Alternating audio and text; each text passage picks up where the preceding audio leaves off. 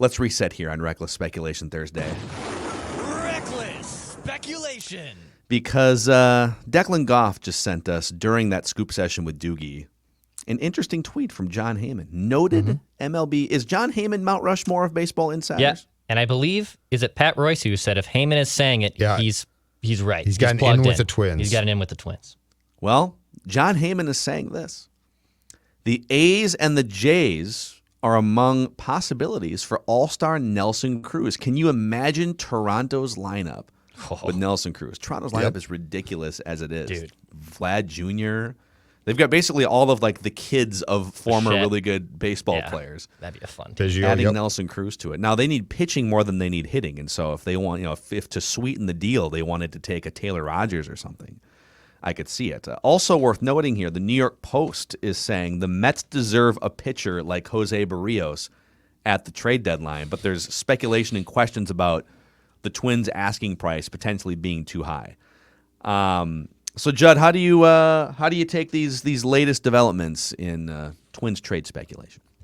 First of all, Cruz is gone. He has to be. So I don't even know. Like, that development is just a step in him being dealt before July 30th. So I take that as being he's going somewhere. It makes no sense not to, right? Like, when it comes to Cruz it sucks. and Simmons. He's so fun to watch. He's one of the, he legitimately, OPS-wise, he's the greatest hitter in Twins But if you want him history. back, sign him back. So he's gone. The Berrios one, I have convinced myself as the trade deadline approaches of this. I don't think they have the guts to trade him. I think they have the guts to ask for so much that they know it won't be accepted. So I do think that they're shopping him. But you know what? Think about it. 2018, Twins made deadline deals when they were competitive back then, and they still traded guys. And I think that's the year that they traded Escobar and Presley and decent players. But they've never traded a guy like Berrios. And now, fast forward to 2021, and privately, I don't care how confident you are publicly, they have to be looking at themselves sort of sideways, right? And being like, we really haven't developed the pitching that we thought we were going to. And Berrios might not be a true ace, but there's very few, just to be clear, there's very few true aces. Berrios is their ace, I think, and he is a very productive pitcher. I don't think they have what it takes intestinal fortitude-wise, and I have no problem with this, actually, to trade him. And I'm going to throw one other fly in the ointment that's not being brought up enough in a Berrios trade. Reckless Speculation. And it's reckless, but I think it's spot on. Borderline genius. Don't dislocate your shoulder. Yeah, don't fray your labrum. I need Tommy John. That's your ego, I hear. Yeah, exactly right. The other thing that's not being talked about enough is if you're Toronto or the Mets, and I come to you and I basically say, I'm trading you Berrios for not only the stretch run 2021, but all of 2022. You know what you're going to say? Because you probably got intel like I do, but we don't publicly.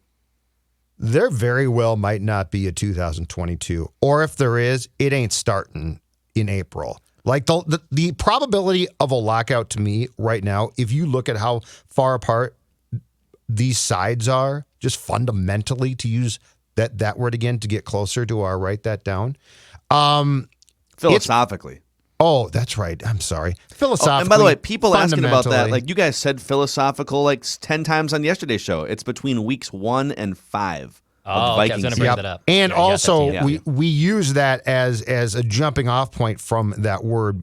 So, but the point is, if you're the Mets or Blue Jays or a team that's going to trade for Berrios, and you damn well know that there's not going to be baseball in April, and let's say the estimated start date is probably like July 1st or something, you're not going to give up the same package that you probably would if you knew that this season was going to start in April. So you're going to say, I'm not going to give you 2 top prospects for Berrios for the rest of 2021 and maybe part of 2022, but Armageddon is no 2022. I think that needs to be discussed as well because there's no way that teams internally aren't going to think about that. Yeah, I guess it's a valid point in that there's probably going to be some sort of work stoppage with baseball, but I don't know if front offices are sitting there like planning for there not to at least be playoffs next year. I think a shortened season is much more likely. They were far apart 25 years ago, and they missed a World Series, and the timing of that was different because the players went on strike and they missed the World Series. But they came back in like mid-May of the next year, and they wound up playing like 135 or 140 games. But they were forced back by a judge. And my theory is this.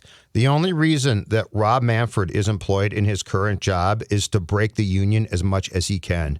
There is no reason to have a guy who is as destructive to the sport as he is without the end game of the owners being to try and break the Players Association as much as possible. So real quick, just to zoom back out here. So you're saying the Twins are talking to the Blue Jays, potentially. This is all hypothetical here. Twins talking to the Blue Jays. It's reckless. And the Twins are saying, all right, we'll give you a year and a half of Jose Berrios. You'll get him for 2 playoff stretches, and maybe he's not Max Scherzer, but he's definitely a number 1 or number 2 playoff rotation starter with that lineup especially. You don't need, that lineup is ridiculous. You just need someone to hold down the fort for 5 or 6 innings. He's perfect for you guys.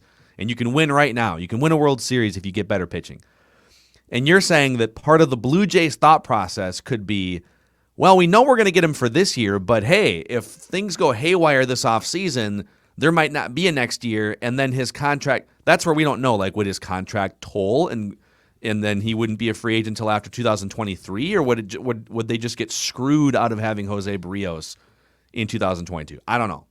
My guess is all those contracts, as part of the negotiation, those contracts won't toll. I think that's going to be the one thing that they give back is that they'll run the contracts. So let's pretend. But I mean, it's got to be a thought, right? Like if you're about to give up 2 really good prospects and a third decent one, that's got to be a thought. You can't just dismiss it. No, I mean we don't know how much of. I think you have to operate as if there will be some semblance of a 2022 season. I hear your point. For the purposes of the rest of this conversation, let's pretend that there is at least 100 games in 2022, and there's going to be a playoff stretch.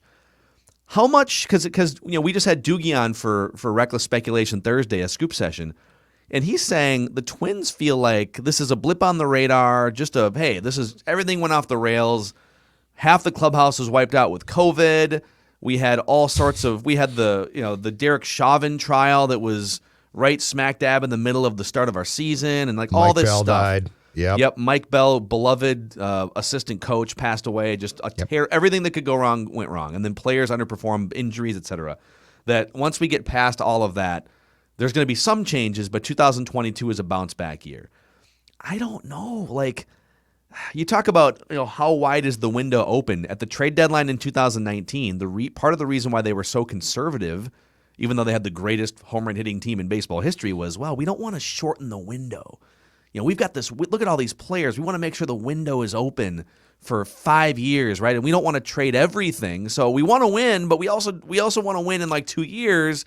Right. And I'm looking at this team and saying, all right, well, Miguel Sano is not a cornerstone player anymore. Max Kepler got hot for a couple days this week, but outside of that 1 year, he has 5 or 6 mediocre years under his belt as a major leaguer. He's in his prime. Where's the pitching? Okay, you hang on to Jose Berrios because you believe that you're going to bounce back next year. Hap's gone.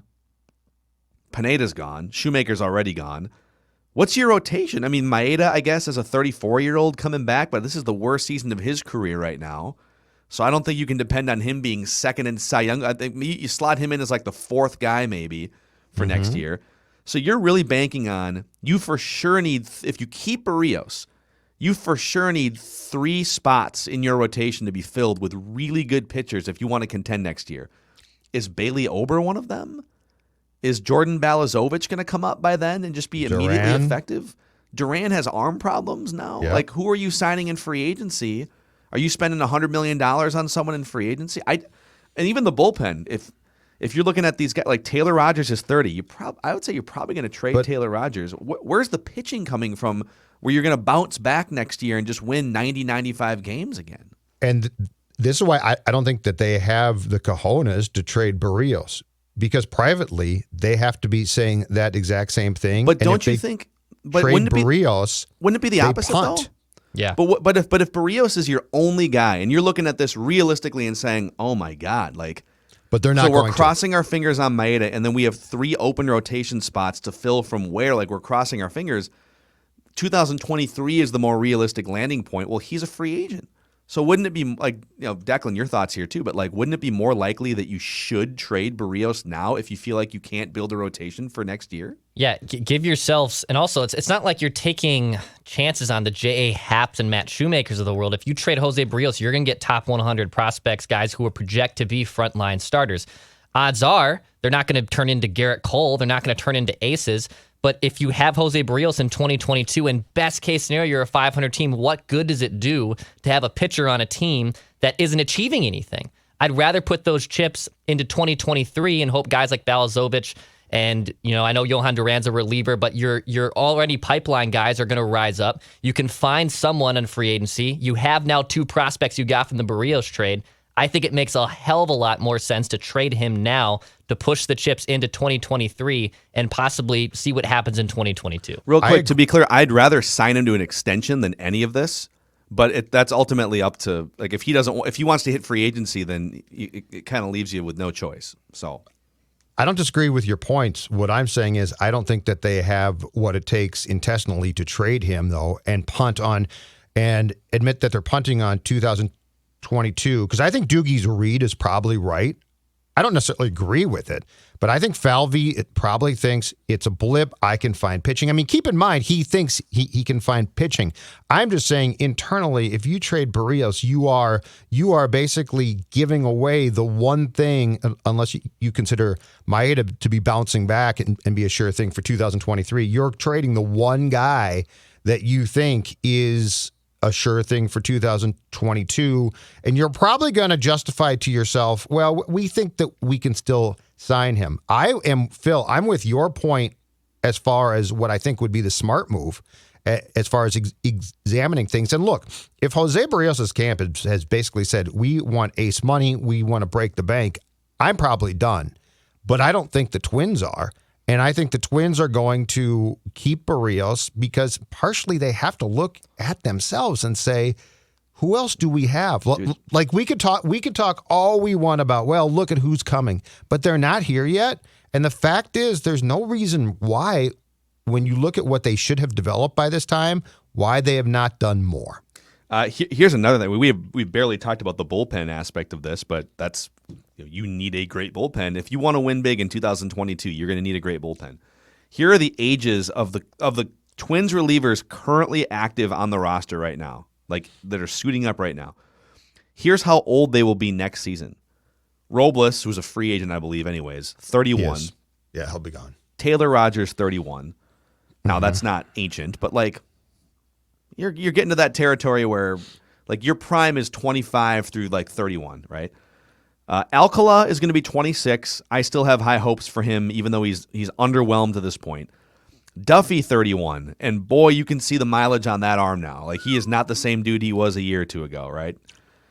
Colome, free agent, 33 and terrible. Thielbar will be 35. Derek Law will be 31. And then Colombe, 32. Like, Colombo. it's just like... It's like literally just it's a bunch of just random sort of pieced together dudes in their 30s right now. So I don't know. I just think a contract extension for Berrios would be the ideal, because you would be able to, he's going to be 28 next year. You can take him, do a 4-year contract or whatever into his early 30s, ride out the rest of his prime, cross your fingers on injury, and have some peace of mind. But if he doesn't want to sign an extension, like, I would be putting that pressure on over the next 3 weeks. If he doesn't want to sign an extension, I'm probably trading him. My personal plan, if there could be a Judd plan that I could advise the Twins on, would be right now to go to Berrios and say, what's it going to take? I would sit down and hammer out with his agent what it's going to take. I would then, and I know the people object to this, and look, the guy is always going to be hurt. He's old, and this is not going to improve. I would then work my ass off to get Josh Donaldson gifted to another team for whatever I could get. I don't care. Just take as much salary as you possibly can. And I would try and justify Berrios' contract by putting Donaldson on another team and getting rid of salary there so I can pay Berrios. That's what I would do. And people keep saying, but look at Donaldson. Look at what Donaldson's doing. Ladies and gentlemen, he's old and he's always going to be hurt. Like these are chronic leg problems. And every time we're like, well, he's played a bunch of games in a row. Ain't this great? You know what he does? He hobbles around first base. No, I'm serious. You know what, though? don't. You know what you can do? I'll tell you, if you got a bad calf or a bad hamstring, you can still ride. You can still ride. These Twins discussions, powered in Donaldson part. could ride. Yeah. I bet he does. Powered in part by Dennis Kirk and DennisKirk.com. Whatever you ride, whether it's a sport bike, a Harley, crutches, you'll find what you need at DennisKirk.com. 160,000 parts and accessories in stock, clothing and helmets as well. And the cool part is if you order by 8 p.m., they ship the same day, and shipping is free for orders over $89. So when the open road calls, when you've got some spare time on your hands because you're always on the injured list, DennisKirk.com for your riding necessities. We also, like we say this every week on Reckless Speculation Thursday, we are Reckless Speculation. the most interactive show in Minnesota sports, this and Purple Daily. We will always take your trade suggestions if you have them. And I got this DM from listener Ben on Twitter, and I want to run it by the Judd's Hockey Show crew here. You guys are going to do a full Judd's Hockey Show that people can find also on the Score North YouTube channel and the Mackey and Judd podcast feed. But here's his question. I've got a wild expansion take that I don't think has been discussed before. Why not make a trade with the Kraken where they give us assets to leave Fiala exposed in the expansion draft? Maybe they give us picks in order to select Fiala instead of giving them picks to select someone other than Dumba. Turn it into an advantage situation versus a disadvantage. Is there a precedent for anything like this? Like, what assets would they have, though? Like, they don't have any. Could they trade future picks? I mean, they have the 4th overall pick. Yeah. 3rd, 4th overall pick. Yeah. Could they trade like a third rounder or something, a second or third rounder, and you leave Fiala exposed? So, Declan. I don't see any real path where that makes sense because Fiala is your basically second best player. And I don't know if there's also like, if you're going to do the 7-3-1 format, 7 forwards, 3 defensemen, 1 goalie, I don't really know who's the person like Jordan Greenway or like who's the person I'm now protecting if I'm going to leave Fiala exposed. Yeah, probably Greenway. Also, if you're going to, so you're saying the Wild are almost certainly going to protect Fiala in this expansion draft? Oh, yeah. Yes. And which I agree with. And if they were to part ways with Fiala, it would be to leverage him in a trade for a center or something, right? Right. Like that's the way. That's the route out of town for Fiala. So the Kraken has what he's talking about, the Kraken has the least amount of assets possible to do that with. So Fiala could be a chip for an asset from a team that has an asset. Yeah. That's far greater than what the Kraken will have or has. So I get what he's saying, but it doesn't make sense to do it with the Kraken when Fiala would be the centerpiece, absolutely, of a trade for a center. Yes, the only assets Seattle has are draft picks right now. They don't have players. Correct. So if you're going to trade Fiala, you're probably not trading him for draft picks. You're trading him for an established player. Correct. Right? So and probably as a package, as part of a pretty good damn player too. Like not just a player, good player, good center. One more thing we didn't get to, and we can just touch on this because I'm sure you'll dive into this even deeper on Judd's Hockey Show. But Judd, you told us before the show that the Zach Parise buyout watch has begun. Yeah, 24 hours after Lord's Stanley Cup is awarded, which it was, of course, last night, paraded around the ice in Tampa Bay in Florida, which is now the state of hockey. Title town State down of there in championships, Tampa, man. yeah, dude. everything. Oh, right. The yeah, Rays, but I mean, the Rays went deep. The Buccaneers won it all. It's 2 years incredible. ago. When Brady goes to a town, not only does that team that he plays for wins, the teams around him win. That's how great of a leader he is. It's this incredibly weird story. But anyway, 24 hours after the Stanley Cup is awarded, the buyout window opens. And I think the Wild's desire is obviously not to write the check to buy out Zach Parise. But the reality is that's what Parise wants, and that's probably the best way to assure that you create some salary cap room for yourself for 2021-22.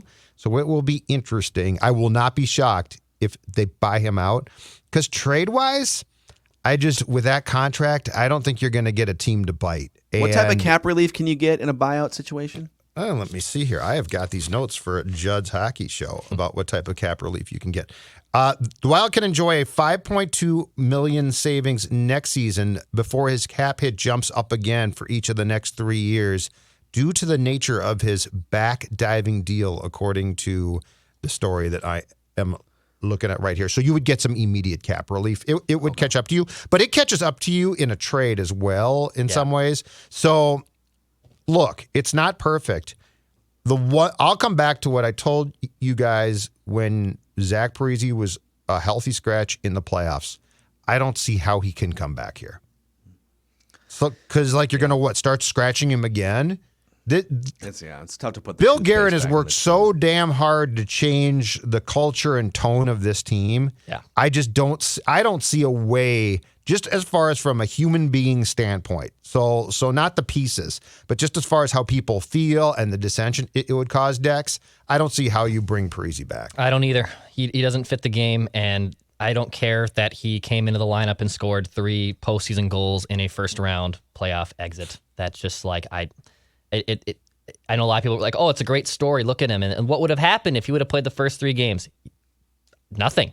Nothing would have happened. You were one and done. That was the case. So I know the buyout. Yeah, you save a lot of money the first 2 years, and then it's basically $800,000 against you for the remaining 3 years on that contract. So I can see why a buyout makes a lot of sense. I don't think you can entice a team to take on the length of the contract, and also there's cap repercussions on it if he retires early with a different you basically have to buy him out. I don't see a trade happening. A buyout's most likely. Yeah, it was a good run. I mean, if it ends in a buyout, he helped make Wild hockey fun and relevant for almost a decade here, and we all knew this was going to happen. Suter hasn't gone off the cliff quite like Parise. Part of it's the position he plays, but I think we all knew once those guys got into their mid-30s, especially late 30s, as they're starting to emerge into, that these were the types of uncomfortable things that were going to have to be addressed, and here we are, right? So, just wanted one cup, Phil. That's all we wanted. Even a conference finals appearance would have been. Yeah, that's the disappointment. The move itself was a great move because it was fun. To your point, it made the team relevant again, all of that stuff. But man, the lack of a playoff run really sucks. Yeah. All right, boys. Every Thursday, in addition to reckless speculation, Declan pours salt in old wounds. He digs up old tweets, over a decade's worth of just rambling nonsense from us on Twitter. We take a lot of swings on Twitter, and Declan finds the misses. Old tweets exposed. We'll see who has it the worst this week. All right, so Phil and myself are attached to the hip a little bit with some Twins blinders from 2015. Oh, wow. Judd has a take from 2019 that has nothing to do with ours, but worth pointing out regardless. We'll start with Phil. Okay. We'll start with Phil. All right. September 5th, 2015. Yeah, they've got a ton of talent. Imagine adding Berrios and Kepler and maybe even Alex Meyer at some point. The date on that, September 5th, 2015. Listen, as Meatloaf once said, 2 out of 3 ain't bad. All right? 2 out of 3 ain't bad. It's not my fault that Alex Meyer's too tall to repeat his delivery. Alex Meyer blocked you on Twitter? Yeah, he's among the people who've blocked me. That's hilarious. I don't even know why. We once had a nice conversation at Fort Myers. Well, I mean, if he doesn't live up to his end of the bargain and pitch well, then he's susceptible to criticism like any other. Okay, that's pretty good though. Dex, nice find. I like the Alex Meyer. I mean, throwing. it's a nice hit, but I think I at least ground rule double, if not put this one out of the park. July 8th, 2013. Byron Buxton now number 1 on Baseball America's prospect list, so no, not too far behind at 3, and Alex Meyer at 32. The hashtags we come in and the future. The random hashtags here. I don't know. 8:01 o'clock. Okay, so it wasn't a 3 a.m. tweet. This was a normal hour tweet. I was back at home working with the St. Paul Saints after sophomore year of college, so this was tweeted at a relevant time. What's funny about hashtags this is still sort of early stages of Twitter, like Twitter kind of blew up between 2010 and 13, is people wouldn't use hashtags for discovery purposes as much. They would use hashtags to emphasize. It's like a little side comment to whatever. It's like my column. Tweeted. Yeah, it's like the my column. Hashtag my column. Yeah, Alex Meyer is going to be the greatest. My column. I would say in your case there. you were just stating facts, right? Like, it's the hashtags that got you. Yeah. You were like Yeah, the yeah, tweet was you were stating facts. It was a ranking. And then to emphasize the ranking, it's the we come in. And So. we come in 2013 with a blip in 2015. It still took 4 to 5 years before. And the he way actually you did spelled anything. "coming" was really good too. We coming. Yeah. All right.